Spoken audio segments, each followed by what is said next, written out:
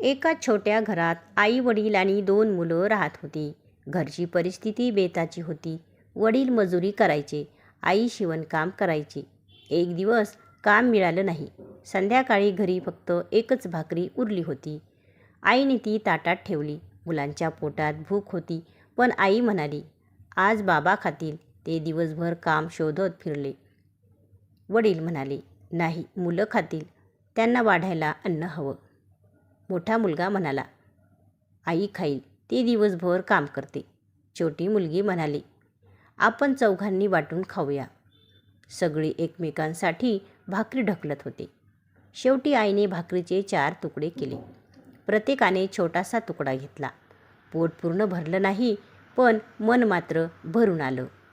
त्या रात्री शेजाऱ्याने दार ठोठावलं. आज मला जास्त काम मिळालं. तुमची आठवण आली म्हणून थोडं जेवण आणलं. तो म्हणाला, आईच्या डोळ्यात पाणी आलं. ती म्हणाली, आज आपण भुकेले राहिलो नाही, कारण आपण एकमेकांसाठी जगतो. बोध: कुटुंबात प्रेम असेल तर कमी अन्नातही समाधान मिळतं.